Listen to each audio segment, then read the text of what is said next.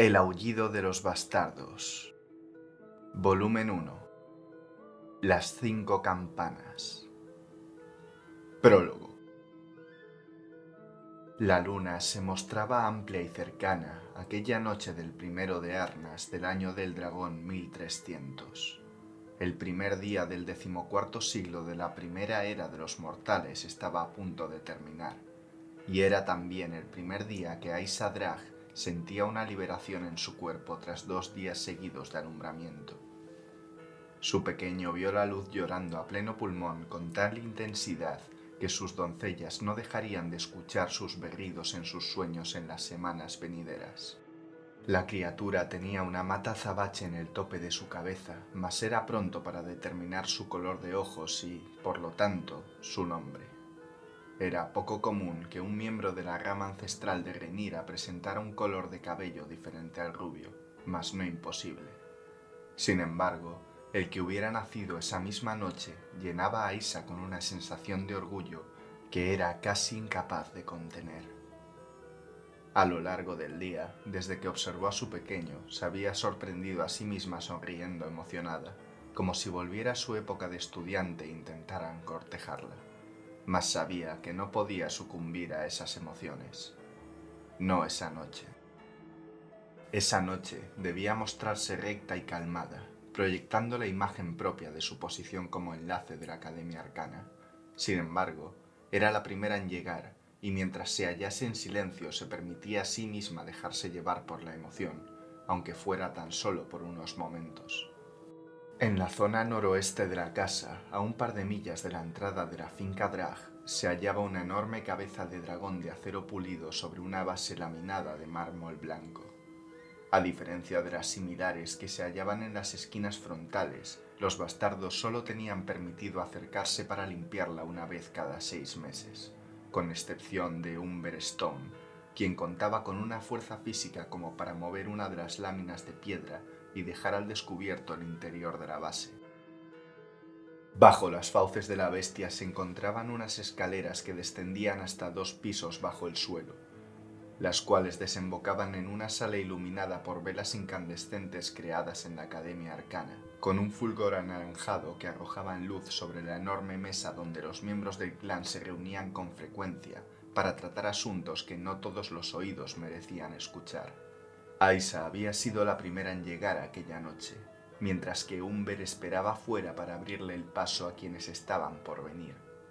Su cerebro no era tan grande como su cuerpo, como decía su hermano, de modo que daba igual si llegaba a escuchar algo de lo que allí se hablaba.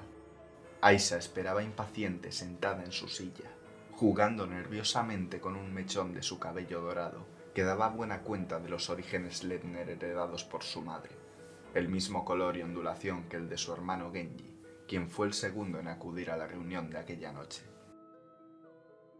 No esperaba que fueras a aparecer.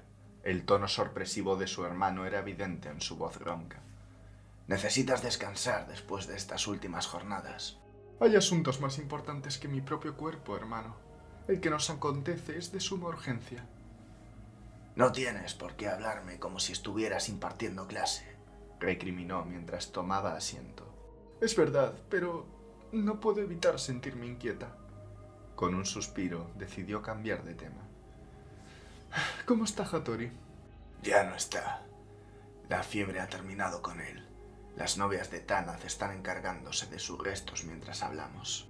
Por todos los dioses, ahora mismo no necesitamos que el clan se debilite. Hattori provenía de una rama débil y corrompida desde la raíz.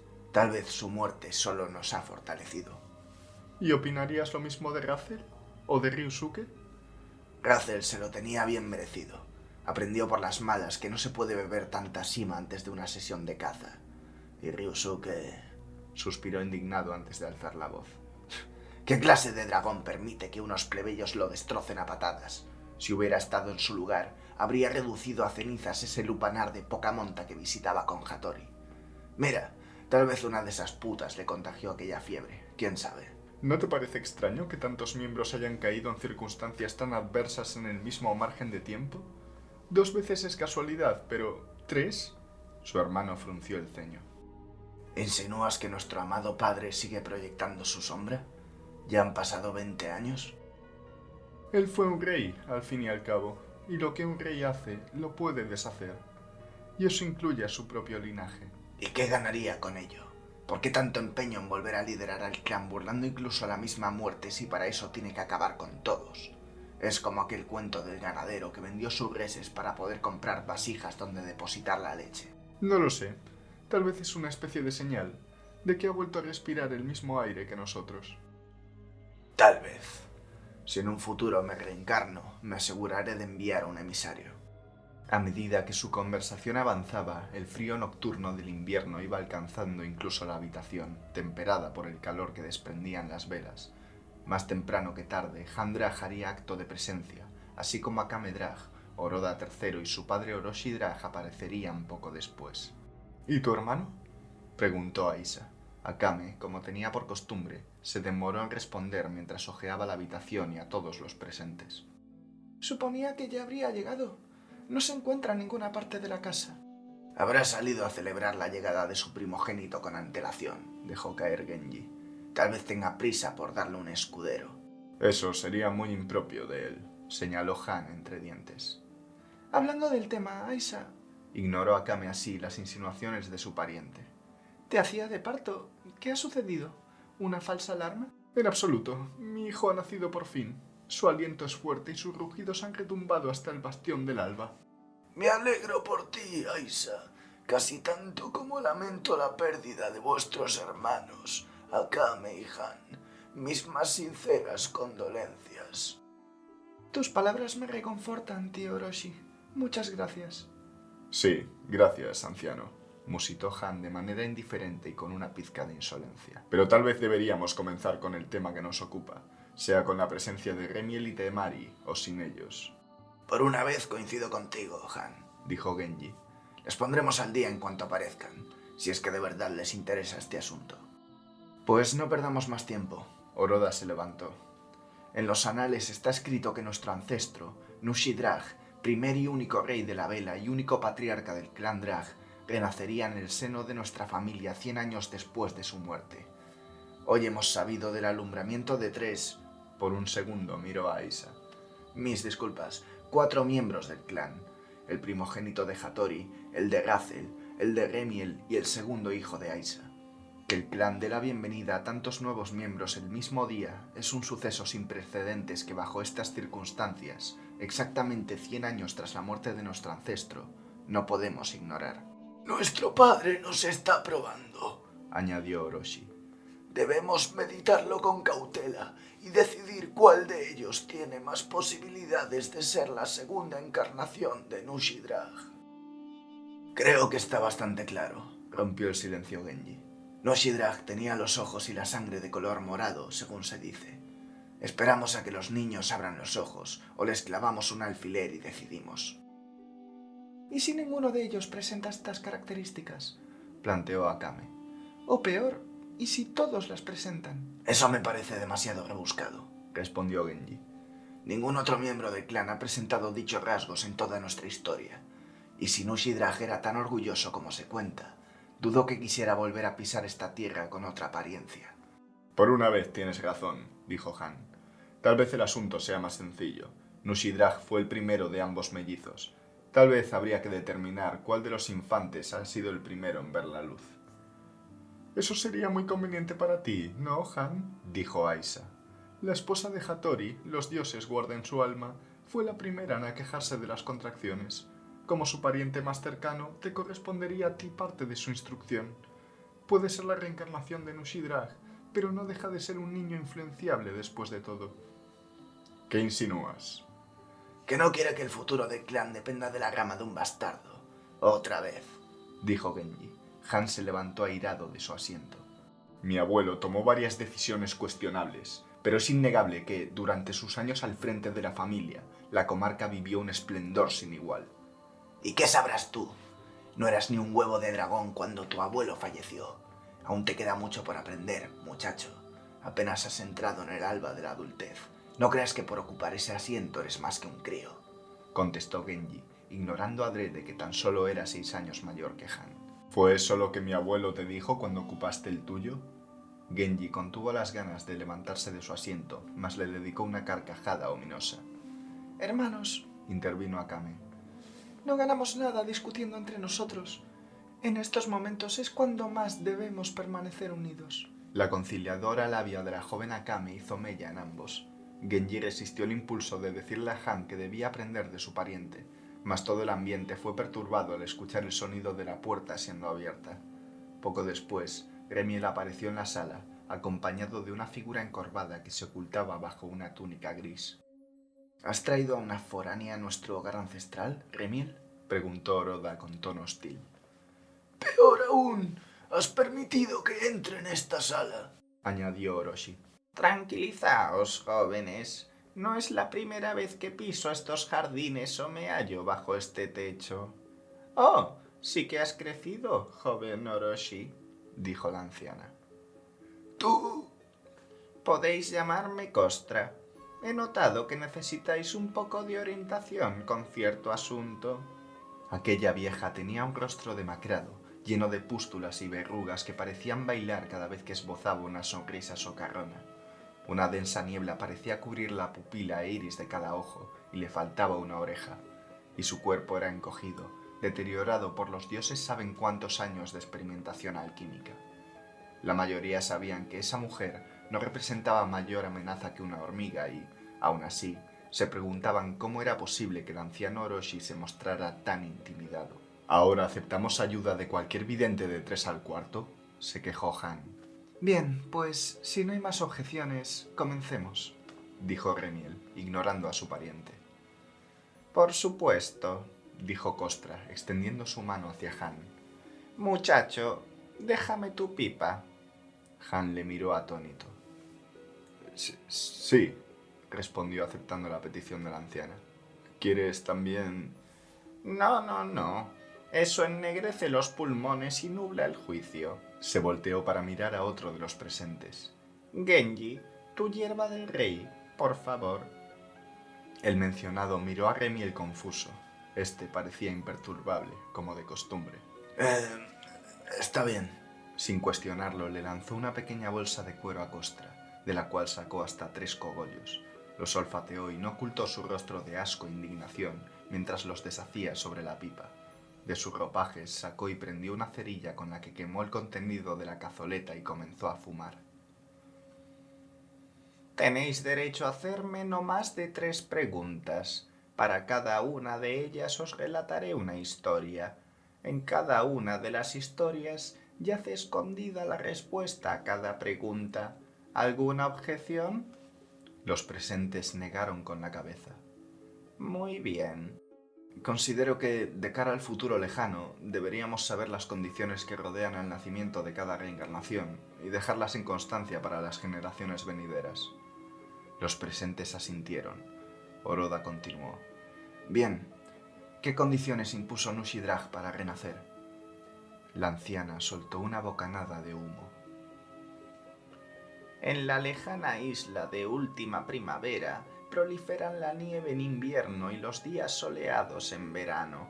Sin embargo, cada 100 días, durante exactamente 1 hora y 1 minuto, el cielo se oscurece y comienza a llover. Toda la lluvia moja, pero no siempre es la misma. A veces cae una borrasca, en ocasiones un mojabobos, en otras apenas un sirimiri. Ciertos días es basto, otros una barbuza. A veces los vientos soplan hacia el norte, otras hacia el sur, a poniente o a oriente. Pero siempre llueve cada 100 días, exactamente durante 1 hora y 1 minuto. Los presentes se miraron entre sí, buscando una respuesta. Solo Aisa parecía meditar, con la mirada fija en el centro de la mesa de piedra sobre las palabras que la anciana les había dedicado. Me rindo. ¿Alguien sabe qué tiene que ver esto con lo que le hemos preguntado? Dijo Genji. Han, molesto, miró a quien había traído a la vieja. Remiel, si nos estás haciendo perder el tiempo... Aisa interrumpió la amenaza de Han. Los días representan a los años en esta historia. Es una abstracción temporal. Cada 100 días llueve, es decir, cada 100 años tras su muerte renace Nushi-Drag. Entonces, la hora y el minuto... planteó Oroda. Si un día se puede considerar un año, es lógico pensar que 1 hora y 1 minuto son magnitudes menores a este. Un mes y un día, o mejor dicho, el primer día del primer mes, coincide con lo que ya sabemos. Lo de que cada lluvia es distinta, a mi parecer, significa que las condiciones alrededor de cada nacimiento serán diferentes entre sí. Por todos los Zei, Juró Genji. ¿y era tan difícil dejarlo claro en primer lugar? Costra esbozó una sonrisa. ¿Es esa tu segunda pregunta? Sabes bien que no, abuela. La adivinación tiene más que ver con probabilidades que con hechos. Cuanto más probable es que suceda algo, más fácil de percibir se vuelve. La mayoría de presagios evitables se ven claros como el cristal, y por ello no hace falta formación mágica alguna. Sin embargo, los asuntos menos concretos, más improbables, se presentan de maneras variopintas. El arte de la adivinación está en saber interpretar dichas visiones, no solo en tenerlas. Esta anciana nos suelta sus visiones y nos deja a nosotros el trabajo de interpretarlas. ¿Y eso por qué? No lo sé. Prueba a darle más hierba. Genji resopló. Muy bien, señora enlace de la Academia Arcana. Y en tu opinión, ¿qué deberíamos preguntarle a nuestra invitada? Pues si os parece bien, deberíamos saber cuáles son las condiciones exactas para que la segunda encarnación de Nushi-Drag viera la luz. Todos asintieron y contemplaron a Costra. Esta asintió y le dio una segunda calada a su pipa. Hace siglos, muchos antes de los 4 reyes, hubo un Dorum que quería celebrar su 10º año de mandato trasplantando el árbol más hermoso de su aldea a las puertas de su castillo. Sus Reitner le hablaron de 4 árboles diferentes que crecieron en la zona rica de su aldea. Un olivo, cuya independencia hacía de su mantenimiento un trabajo de poco esfuerzo y cuyos jardineros se limitaban a recoger sus frutos. Un manzano muy similar al anterior en su mantenimiento, pero también hablaron de un flamboyán de Navan, así como de un sakura de Fenhonkao, que en sus respectivas labores de mantenimiento se habían cobrado la vida de un jardinero cada uno. Sin embargo, el Dorum ignoró todas las propuestas y se fijó en un candelillo de Kinzoku, que crecía a las afueras de su territorio y era admirado por el pueblo vasallo. Sus labores de mantenimiento eran arduas y se habían cobrado la vida de 2 jardineros. El Dorum trasplantó dicho árbol, pese al descontento de los dueños del resto de especies. Un silencio sepulcral invadió la sala. Los presentes se miraron entre ellos, confusos ante lo que acababan de escuchar. Los ojos de Remiel se posaron sobre Aisa, esperando que de nuevo explicase lo que la anciana trataba de decir. No obstante, ella se quedó callada y su mirada no se había apartado de Costra. Sus ojos tetrinos parecían inyectados en sangre. La dragona de su interior crujía con una rabia irrefrenable. Quería despedazar cada parte del cuerpo de la vieja y prenderle fuego hasta que sus cenizas fueran indistinguibles de las de la mierda que fumaba. Sin embargo, ya fuera por sus labores en la academia o por su sangre, siempre era capaz de mantener la compostura, de modo que se limitó a observarla en silencio. Su pariente Han, por contra, todavía era joven e impulsivo. Se levantó de un salto, apoyó ambas manos en la mesa de piedra con un golpe seco y miró a la anciana con una expresión desafiante. Basta de rodeos, anciana. Habla sin tapujos. ¿A quién nombraremos conde? ¿Cuál de los niños es la segunda encarnación de Nushi-Drag? Costra sonrió de oreja a hueco y entre sus labios dejó escapar otra bocanada de humo. Esta es mi historia favorita. Hace mucho tiempo, en una tierra muy lejana, hubo un rey que quiso sustituir la vieja campana de lo alto de su templo. No menos sino más de 5 campanas fueron presentadas ante él. 3 de ellas presentaban un diseño sobrio, adecuado tanto para su templo como para sus feligreses, nada ostentoso, nada fuera de lo común. Sin embargo, las otras 2 resaltaban sobremanera. Una de ellas había sido cubierta de oro, le habían incrustado rubíes, amatistas, zafiros y otras gemas preciosas. «¡Una campana digna de nuestro rey!», le dijeron. El susodicho se mostraba complacido por ella. Sin embargo, la otra campana tenía algo en su mera presencia que no dejaba de llamarle la atención. En apariencia, casi idéntica a las otras 3, incluso se veía más vieja y destartalada que las demás. Mas no era eso lo que ofendió al rey, quien expulsó al artesano de su palacio tras examinarla. Se dice que movido por una sensación más parecida al miedo. Finalmente, colocaron la campana de oro en lo alto del templo, pero no pudieron predecir que, la primera vez que la hicieron sonar, su tañido fue débil y desafinado. La segunda vez provocó dolores de cabeza en los ciudadanos, y a la tercera su badajo cayó y parte de su labio se agrietó. Mientras tanto, el artesano rechazado llevó su campana a lo más alto de la más alta montaña, y se cuenta que día sí y día también la hizo sonar. Los tañidos llegaban a ser escuchados por toda la aldea. Se cuenta que incluso llegaron a retumbar el suelo y a agrietar las paredes del templo, incluso que su sonido pudo matar al propio rey. Esa última historia descolocó aún más si cabe a los presentes, pero antes de darles tiempo de analizarla o cuestionarse nada, Kostra se levantó y con una voz que parecía invocar a las mismas tormentas proclamó: Genji, tu hierba está más podrida que tu alma, pero como pago por ella también te ofrezco tu fortuna. Cuanto mayor sea el mar de tu arrogancia, más profundo te hundirás, hasta que nadie sepa jamás que exististe. La anciana rió tan fuerte que incluso Umber pudo escucharla a través de la pared de piedra. Antes de que el resto pudiera levantarse, se esfumó en una explosión de humo. Para cuando éste se hubo disipado, solo Roda, Remiel y Aisa continuaban sentados. ¿A qué venía eso?, preguntó Genji. Buena idea has tenido, Remiel. Casi estamos más perdidos que cuando empezó esta reunión. Remiel, como tenía por costumbre, ignoró las reprimendas de Han. Tiene razón, dijo Roda. Esto ha sido una pérdida de tiempo. ¿No hay nada que os llamara la atención?, preguntó Remiel, quien parecía más calmado que sus familiares. Era de esas preguntas propias de quien conoce la respuesta. ¿A qué te refieres?, preguntó Genji. Tienes razón, señaló Aisa. Las 5 campanas, los 5 árboles, incluso 5 tipos distintos de lluvia. ¿No os parece un poco raro? A fin de cuentas, solo 4 niños han nacido en el clan. ¿Y eso qué importa? Han se mostraba ofendido. Esa anciana solo quería fumarse la hierba de Genji y reírse de nosotros. Olvidemos esto, propuso Roda. Aún tenemos mucho que discutir.